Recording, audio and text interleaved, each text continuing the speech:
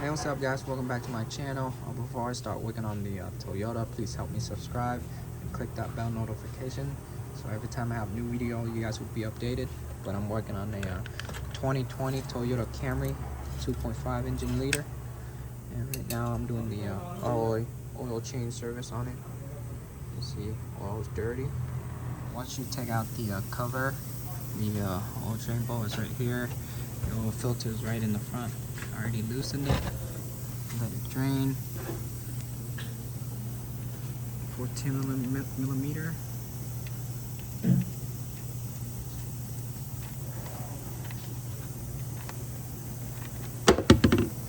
you go. So everything's completely drained out already. I put a little bit of new oil on the gasket. And then put it back. Just hand tighten, not too crazy. There you go. Wipe the mess. And then for the drain bolt, just so that's tight. Snug it a little bit. That's it. Put the cover back. For the Camry, it takes 0.16, but I don't have 0.16. I have 0.20. That would do it too. It's the same thing. And I believe this takes 5 quarts. So I put in 5 quarts already. I'm gonna check the dipstick. Right on the high mark, you can see it's right there. That's perfect. Now I'm gonna show you how to reset the oil light. Now I'm gonna have key on.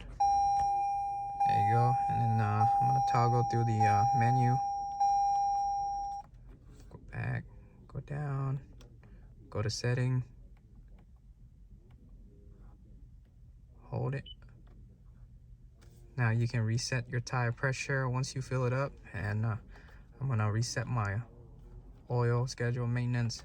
There you go. That's it. Go back, turn off the car, turn it back on. All right guys, that's it. Just an easy oil change and oil reset on the Camry. If you guys have any comment down below. Ask me anything you want to ask me. I'll try to get back to you as soon as possible. Like, share, and subscribe, guys. Peace.